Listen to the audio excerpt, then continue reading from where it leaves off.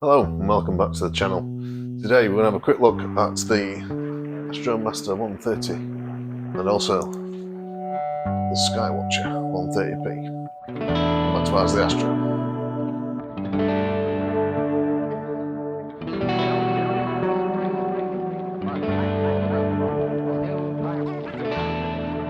Okay, so today we're going to have a quick look at the Celestron Astromaster 130 and the Skywatcher 130p and why I recommend this particular scope for new astronomy users. Also going to do a quick run through about how we use an equatorial mount and how we use this damn thing, because it's like buying it but then not knowing how to use it. So we'll have a quick look at that as well. But we'll go from the bottom up with these. So first of all, some general information. They're both 5-inch telescopes. When I say 5-inch, they are both 5-inch apertures. That means in here, the bottom of here is a 5-inch mirror. The aperture, the opening is slightly larger, but the actual, you take the aperture from the mirror size. The mirror is 130 millimeters, just over 5 inches. Both have a 130 millimeter mirror. The Celestron one is spherical. The Skywatcher one is parabolic. Parabolic is a better mirror than what a spherical mirror is. So that's tick box number 1 for the Skywatcher. But from the bottom up, we have got the tripods that come with. Now, I'm hoping you can see this quite easily, but you can see how much more substantial that tripod leg is against that one. In fact, I don't know if you'll be able to see it, but this tripod leg has got actual slight bend in it with the weight of the mount and the telescope on top, whereas this one hasn't, because it's just much more sturdier. And you do need a sturdy mount, because otherwise this thing will wobble. If I knock it, it vibrates and it takes a few seconds to come back, whereas this one is almost instantly back. So another plus point to the Skywatcher, because the tripod is much better. They both have accessory trays, and I'll do some close-ups of different aspects. The Celestron one is a clip-in variety, where it just lifts off like so, and then you get it in the holes, and then it will twist around and lock into position like that. The Skywatcher one has got wing nuts, which bolt in from underneath and bolt in the top. When you're using these, even if you're not planning on putting any accessories out on the accessory tray, fit the accessory tray. It firms up the tripod and makes it more stable. So a good thing to remember is to always have your accessory tray in, because it does make the tripod a lot more stable. Then we come to the actual mount head. So the mount head is from this bit here to here, not what the actual telescope bit itself, but the mount head is this one here.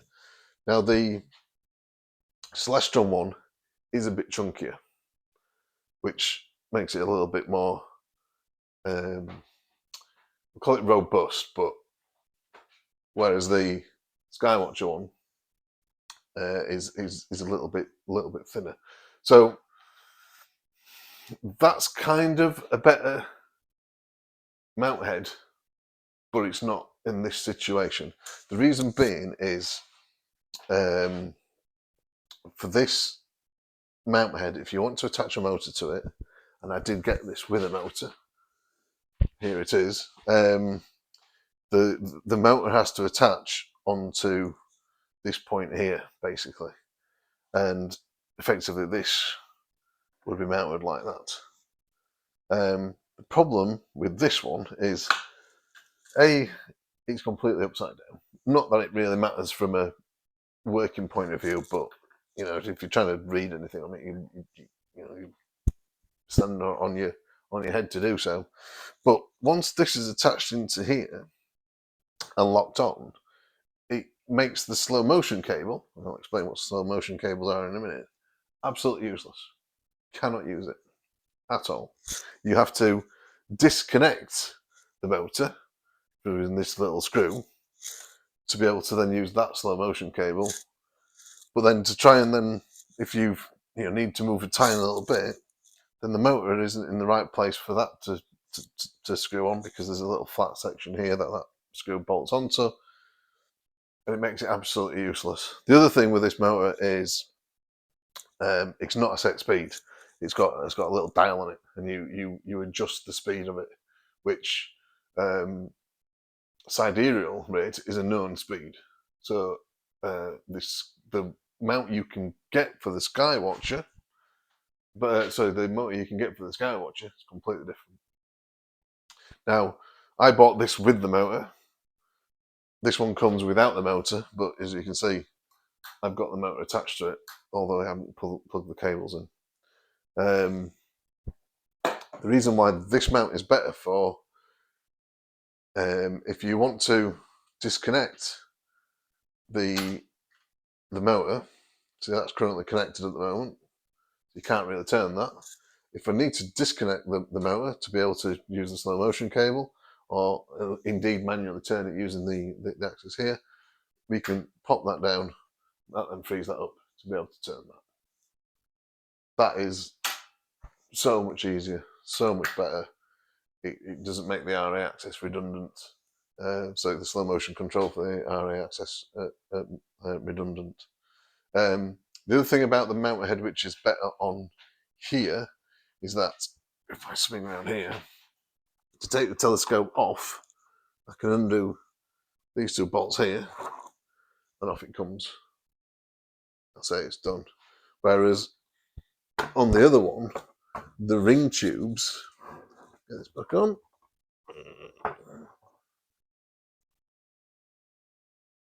There we go. The ring tubes are actually part of the head. So if I want to take the telescope off, I have to undo the ring tubes and lift the scope out. So that's kind of the Celestron's, to me, only better thing, that it's got a better mount head. Slightly more robust mount head, but this one's technically better for the motor. And it's not too much of a hassle taking this on and off. Yeah, so that's that. What else have we got? So we've got the tubes themselves. So the Skywatcher one comes with the red dot finder, and which is this little doodad here, which you align with the main telescope, so that when you point this at a star, you can see the star in the viewfinder. The Celestron one I have, because it is so old, this was current to 10 years ago since this was bought, comes with this doodad, and it's horrible, absolutely terrible. Trying to get that to align, and then trying to look through that to align is very, very hard. You end up finding yourself sat like this, trying to get it to aim and stuff, and I need glasses for short vision, but not long vision. But that's in a point where I can't focus on that without my glasses on. But if I have got my glasses on, I can't see the star when I come up away from it. So it's swings and roundabouts on that one. But yeah, that's the new version of this, comes with that red dot finder, with that same one. So they obviously dumped this off and replaced it with the same red dot finder as that one. Focuser tube, focusers, both rack and pinion, same on each, very similar on each one, not exactly the same, but very, very similar. This one does has an advantage over that one. If I swing this, let's swing this round here. So this has got an eyepiece in it at the minute because I've lost the cap for it, but this has got no threads or anything on it. It's just, it is just an eyepiece holder. You put your eyepiece in like that, that's it. There's nothing extra special on that one. But because we are doing astrophotography, this particular one here, if I take the cap off, and it says cap, it reveals some M42T2 threads. Now, if I grab our SvBony 705C, this is how it comes straight out of the box. This adapter is on it by default. We can literally take that and it will screw straight on, and that becomes our eyepiece, and we can focus it, and it's fairly sturdy in there as well. Parabolic mirror, spherical mirror, I think I mentioned that earlier. Parabolic is better because you don't get as many aberrations in it. It's all to do with how the mirrors reflect the light. So a parabolic mirror will reflect light to the same point, whereas on a spherical one, it will be slightly different. So it'll be slightly further forward or further back. I mean, it's absolutely minuscule, but it does give some aberrations to the image. So always a parabolic mirror, realistically, if you can get one. Now, as far as cost-wise, don't actually know how much these are these days. I think Curry's have got one for some silly money, like 300 and something pounds. And I'm not sure if that includes the motor or not. Whereas I know these on Flow, First Light Optics, I'm not an affiliate, these are £237 without the motor. The motor you can buy as a separate item. I think it's £80 or £90. Off the top of my head, I can't remember it exactly. I will put some details in the description below on how much that is. So yeah, that's your basic overview between 130p, one Astromaster 130 and a Skywatcher 130p. Out of the two, this one every time. This one's the better telescope than that one. It's sturdier. Like on here, when you try and use the focus, the image will shake. Like you'll be looking through the eyepiece, you'll be trying to focus, and it'll be shaking about. So you have to focus a little bit, wait for it to calm down. You focus again. So this one, it will shake a little bit, but it doesn't do as much as what that one does. It's a better starter setup, I personally believe, in my opinion. Anyway, good. So let's get this one out of the way, and then we'll have a quick look at how we use an equatorial mount.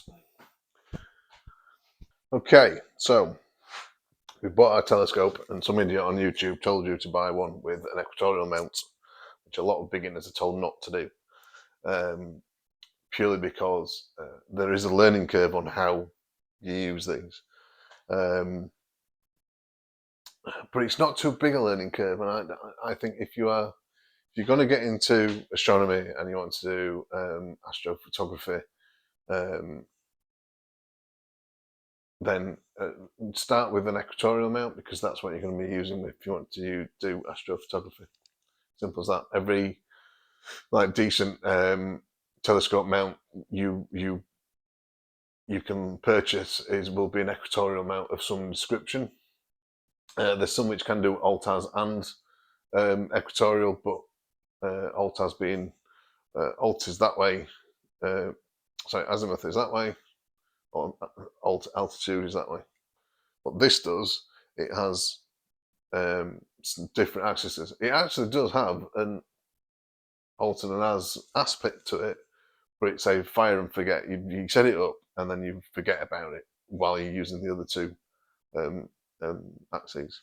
So anyway, let's what we're going to do, we are going to pretend that this is pointing north. I know it's not north because north is that way where I live, but let's pretend that this is pointing north. And the first thing we want to do is we want to basically get this axis here, that straight line, straight through that RA axis there, pointing at the celestial North Pole. So how do we do that? Well, up in the north, in the northern hemisphere, we've got a star called Polaris, which is very, very close to the North Celestial Pole. It's not bang on it, but it's very, very close to it. So what we can do is, if we can point this at the North Star, we're in the ballpark for visual use of a equatorial map. Simple as that. So how do we get this thing pointing at the North Pole? Well, first of all, we try and point the telescope as near to north as we possibly can. Now, what most people do, and as you can see here, we've got a counterweight for the telescope itself, and the counterweight is pointing down to the ground, but it's also pointing in line with this leg. So what we try and do is we try and point this tripod leg towards north, and then you can have a rough trying to get it aimed, so you can literally pick it up, move it around, swing it around in that front leg, and we can get somewhere close. Nice, this is future me, just a quick addition, because this idiot sat behind me, stood behind me, forgot something. So once you've got the telescope pointing north, roughly north, before we do the actual polar alignment, one thing we need to do is to level the tripod. An equatorial mount works because the tripod's level, basically. The easiest way to do it is to have a very short, on this particular mount, newer mounts come with little bubble levels in them to help you adjust them to make sure that they are level. This one doesn't. So to level it, the easiest way to do it when it's in this setup, when you've got it all set up pretty much, is to have a small spirit level and put it in the accessory tray. So you can fit it one way, adjust the legs which look like they will adjust for that orientation, and then just move it 90 degrees and do exactly the same, and then just make sure that your bubble level is indeed level in both axes. Once you've done that, you can move on to what this idiot behind me is going to carry on with now. And then what we do is we actually use the telescope itself. So what we do, we try and we want to get this pointing towards the pole star, or basically have the pole star, the Polaris, in the viewfinder, in an eyepiece, in the viewfinder. So what we do, as I say, there's an alternate azimuth to these as well, but it's a fire and forget. So as you can see, we can adjust how far up and down it is in that direction, and then we can also rotate. If I undo that, we can rotate the telescope in that direction. So what we would do was pop an eyepiece in. We would try and get the North Star, or the red dot finder, to point at the North Star, but to make adjustments to get it to point at the North Star, you would only use that axis to rotate around, and we've got a little thing here which will help us adjust the up and down axis. So as that goes further in, you can have the telescope higher. As that goes further out, the telescope will drop lower. So yeah, all we really want to do is get the pole star in here on our red dot finder. Once we've got it in the red dot finder, we've got an eyepiece in, and then we can look through the eyepiece and then adjust this very carefully until we get that star right in the center of the eyepiece. And that is polar aligned. It's as simple as that for basic visual stuff. There are ways to do it a more complicated way, using the actual camera. So if you could put the camera on, we can use some software in SharpCap, and we can do the same thing, but we use the SharpCap software to tell us how far we we need to move. And you can get it close to bang on perfect polar alignment with that, but it is difficult with this mount because there is no tiny adjustments on left and right. It's a very hand move feel kind of scenario. So great. So we're polar aligned. This thing pointing at the North Star. Should mention when we are polar aligning, obviously, you want to get your telescope as in a we call it a 0 position. There's a little marker here on a dial here. You want that to be at 90. So set it. So this dial here is on 90, and then you want that to be pointing straight down as best you can get it. Get that at 90. That's straight down. Polar align it using alternate azimuth adjustments. So we've got this pointing at celestial North Pole. So one thing we will need to do is called balancing the telescope. So what we've got is we've got a big lump of weight on this side, and then we've got a counterweight to counter that weight. But that counterweight can be moved up and down. But what we're trying to do is trying to balance it out. So wherever you position it, as you can see, the balance. I'll lock that one off for now. So no matter which way that is, see I'm out of balance there, ever so slightly. So let's move that counterweight up the shaft a little bit.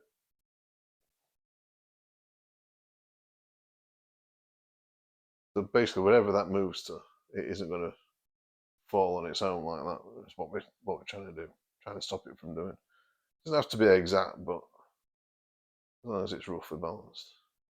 I think that's too bad. Maybe a little bit more that way.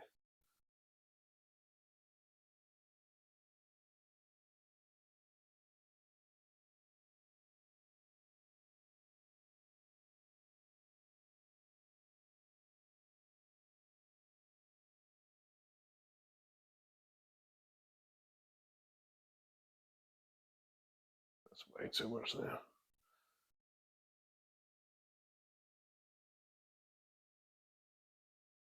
Yeah, so all we're trying to do is basically balance it like that, so it won't move. You can place it in a position and it just won't move. There we go, balanced. And then the same goes for the deck axis, and this one is off balance.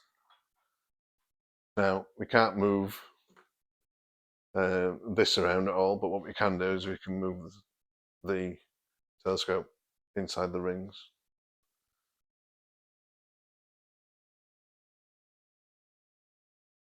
There we go. It's balanced now.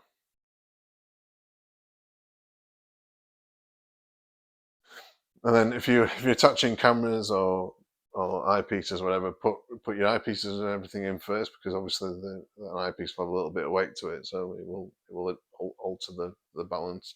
The majority of the weight in this is at the back because the mirror is quite thick. It's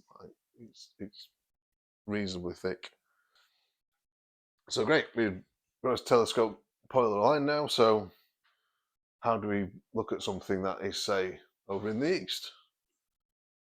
Do we pick the tripod up? No, obviously not. What we need to do is we've got two axes. We've got an RA axis and a deck axis. So right ascension, declination. So we've got these two things here, which are called clutches, and all equatorial mounts will just about have these, apart from strain wave ones, but there's a reason for that, which we won't get into. We'll go into that later in another video. So say we want to point it over here. So we see Jupiter, it's quite bright. We know whereabouts it is in the sky. We don't need to bother with the setting circles. What we can do is just unlock the RA and the deck axis, like so. And then the whole thing will just move. And you can point it wherever you want. There's a video by Small Optics. Give him a shout out. Go and view some of his videos. Some of his videos are excellent for beginners and people using he has a video about don't fight your equatorial mount. That's a slow motion cable. I've taken that off, and to be honest, I don't have this on normally with this particular mount, purely because it's easier to move around. This motor does become a problem in some angles, and you'll have to find you'll find ways to get past it so that you can move it in different areas, just because of how far out it moves, but it doesn't really affect too much. So the big thing with this is, obviously, as we rotate this telescope, the eyepiece holder moves. So while it may be at a comfortable height there, but you want to look at something over in the east somewhere, or over that way, now what do we do? Because it's pointing straight up. How are we going to look through that? So once you've found the item in the red dot finder, you lock the axes down as best you can without moving it. And then all you literally do, and hopefully I've done this right, is you can just literally spin the telescope around inside the rings. The rings need to be tight enough so that it doesn't slip up and down, but you need to be able to rotate the rings, rotate the telescope all the way around. So you might want it that side so you can look at it this way rather than across the other side. But yeah, you just literally rotate the telescope around within the tubes. And that is the basics, and I mean very basics, of how you use an equatorial mount telescope. So why do we use an equatorial mount? Well, the reason being is, let's say we have found our object we want to view. It's over there, it's over in the east, northeast somewhere, but we want to follow that, and we want to keep viewing that for as long as we possibly can. And when you're taking astrophotography, that's the thing, the thing you do, and you want to track that throughout the night sky for hours and hours, a couple of hours maybe, I don't know. So to keep that in the field of view, the only thing that needs to rotate is the RA axis. So and this is why we have a motor, because it rotates it for us essentially. But for this, literally, as you rotate the RA axis, you see the telescope moving around there. That will perfectly track the object in the night sky as it moves, just by that one movement.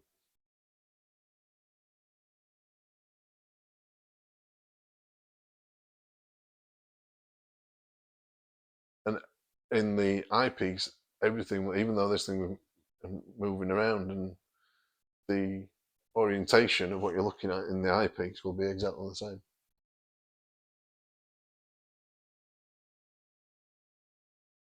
And that is why we use equatorial mounts. And so we can engage the motor, and that will then rotate that for us. So we can sit, look through the eyepiece, and the image will stay in view for the entire night. This motor comes with a battery pack, which you put D-cell batteries into it. I normally just hang it off of one of the tripod nuts there, and then it gets power in through there. This is a cable, plugs into there, and then we can just literally switch it on, and that is now moving. It is very slow, but that is now moving across. The controls on here, you've got you can move it, rotate it forward faster, you can rotate it backwards. So if something's gone out of view for some reason, you can press the button to move it back. You've got one which will stop the movement completely, and then you've got one which will do a 2 times movement, so it'll move it forward every 2 times. So I don't think you can see that moving, even though we're moving it at 4 times forward. But sidereal rate is essentially 15 degrees an hour, roughly speaking. It's not exactly that, because a sidereal day is different to a 24 hours. But with that button pressed, it will move 4 times that. So 4 times that, it'll be 60 degrees an hour. It would move in a few seconds. It's obviously not going to show you. You're not going to be able to see it very much. In one of my shots, you can see the EQ AL55 Pro I had. You can see that slowing and moving across, so you get the general idea about it. But yeah, it's another fire and forget scenario. You find the object you're wanting, you get it pointed, plug your motor in, switch it on, walk in, have a cup of tea, come back out in half an hour. It should still be in the eyepiece. It all depends on how good your polar alignment is.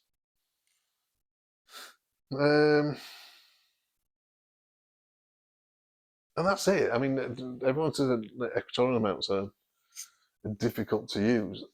They're not when you understand the concepts, and the concepts themselves aren't particularly difficult.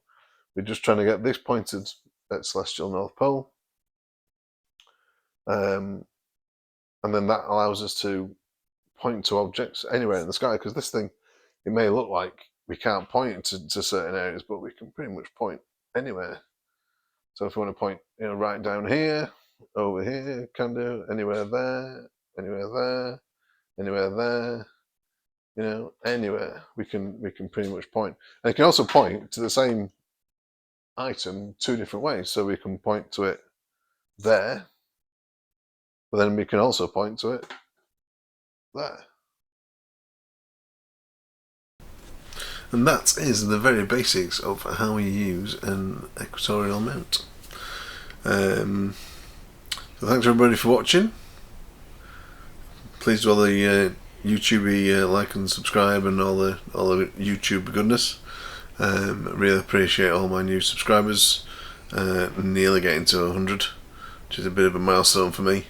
And hopefully soon my new mount will arrive and we can crack on with some more astrophotography. But until then, thanks for watching, and we'll see you again soon. Cheers.